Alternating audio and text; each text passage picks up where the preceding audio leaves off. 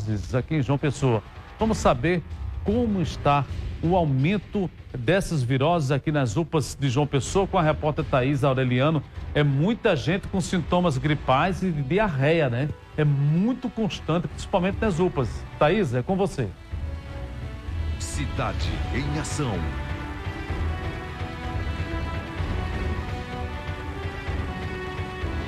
Pois é, Washington, desde o começo do ano a gente sempre conhece alguém que está com essas viroses, né? Uma dessas viroses, né? São várias que estão acometendo a nossa população nesse início de ano. E aí, como você falou, um dos sintomas tem diarreia, também se apresenta vômitos e outros sintomas. E a gente, por exemplo, tem um dado aqui da UPA do bairro de Cruz das Armas, que em janeiro foram 539 casos registrados na unidade de saúde. Em fevereiro, o número subiu para 657 casos. Uma outra UPA, por exemplo, a UPA Jardim Oceania, que fica ali no retão de Manaíra. No mês de janeiro, foram 637 pessoas acometidas com sintomas de virose que deram entrada na unidade de saúde.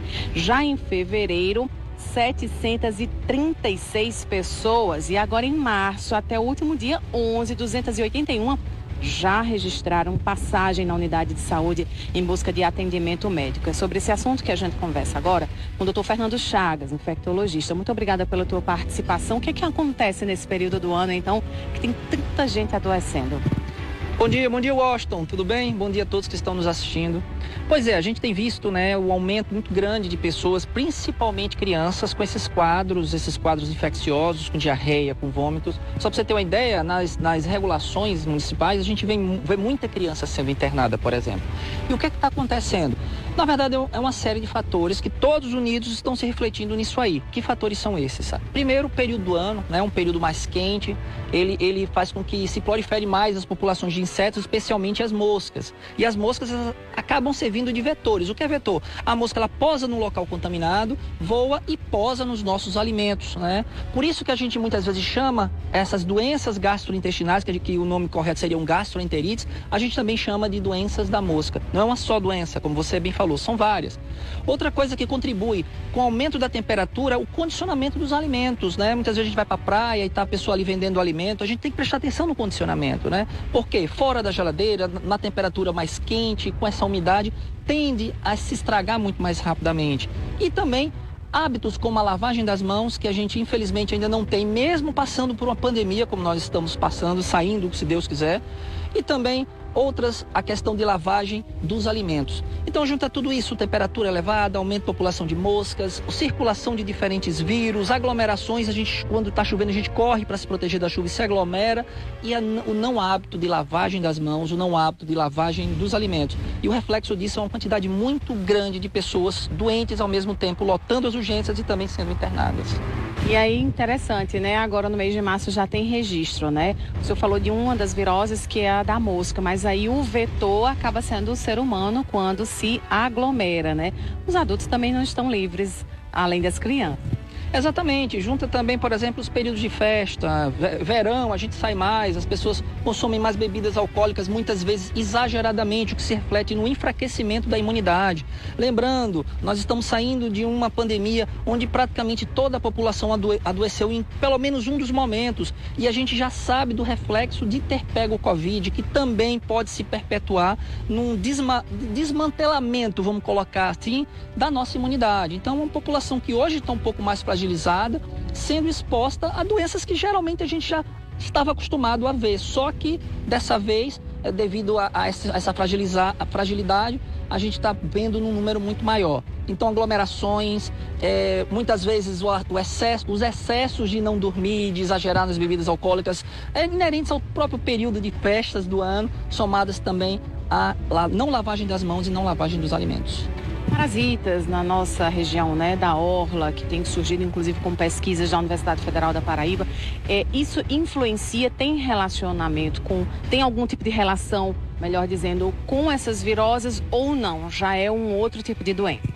Não tem sim, porque é o seguinte, a gente tende a falar viroses porque a grande maioria das doenças são de fato provocadas por vírus, mas existem também bactérias, as enterobactérias, bactérias intestinais, existem também fungos, né, que podem também ser transmitidos pelas mãos e até mesmo pelas patas das moscas e até mesmo algumas parasitoses, né, o hábito de andar descalço, o hábito de não lavar as mãos, pegar principalmente fruta é um grande vetor, a gente pega a fruta, não lembra da lavagem das mãos e da própria fruta, acaba se alimentando daquela forma e também colocando para dentro do corpo ovos e até mesmo larvas desses parasitas e se refletem em doenças diarreicas. Lembrando que dentro de casa a gente acaba proliferando para as outras pessoas também.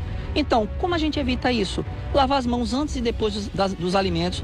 Quando chegar de casa, um grande vetor de transmissão, sabe qual é? Ônibus, transporte público, né? Então, chegou em casa, chegou de um ônibus cheio, lava suas mãos. Primeiro ato que você deve fazer para não levar para dentro de casa esses micro-organismos, tá? Outra, lavar as mãos antes e depois de sair do banheiro, por exemplo. Ter sempre esse hábito que você vai ver, nós adoecemos em média 6 vezes ao ano. Os estudos mostram que quem lava as mãos com frequência adoece de 2 a 3 vezes. Olha como cai, né? O ideal é não adoecer nunca. Mas se a gente tem pelo menos o hábito da lavagem das mãos, a gente já tem uma proteção muito grande, não só para a gente, como também para os nossos familiares. Falando agora de infecção pela bactéria KPC, né? Que em Cuiabá, Mato Grosso, teve o registro aí de 5 óbitos de crianças. Essa bactéria circula aqui também na nossa região. Como é que está, então, o cuidado com relação a essa doença? Olha, coincidentemente, você falando isso, essa semana, né, a gente pegou uma cultura de que é a Klebsiella resistente, que chama de KPC, a gente pegou uma cultura de uma bactéria dessa extremamente resistente que, graças a Deus, não estava causando infecção na criança, estava o que a gente chama de colonizando, né? Então, é uma bactéria comum nos ambientes hospitalares, porém, essa KPC de alta resistência tem se apresentado muito mais por conta desse período de pandemia que teve um uso muito grande de antibióticos, muitas vezes desnecessários, já que a gente estava combatendo um vírus. Então é outro cuidado, né? Evitar os ambientes hospitalares. Quando a gente adoece com frequência e busca esses ambientes hospitalares, muitas vezes desnecessário, a gente se expõe às bactérias. Então adoeceu, procure uma unidade básica de saúde, deixe para buscar uma urgência, uma UPA, quando de fato você estiver precisando. Dado, muito obrigada pela sua participação e Washington, agora eu volto com você. Muito obrigado, viu, Thaís? Muito obrigado a você, muito obrigado também a esse médico que sempre está nos auxiliando, trazendo mais informações. E com relação ao que ele disse, os cuidados, uma outra coisa, que infelizmente nós não temos um órgão para a gente dizer assim, rapaz, o consumidor está pagando caro e que graças a Deus ele está tendo a convicção de que aquele produto que ele está consumindo é realmente verídico. Eu tomei conhecimento que na Grande João Pessoa, não vou citar nome de restaurante porque eu não sou irresponsável com notícia. Eu não acho, não aceito, eu sou contra esse tipo de... Eu acho, ouvi dizer, de Maria vai com as outras.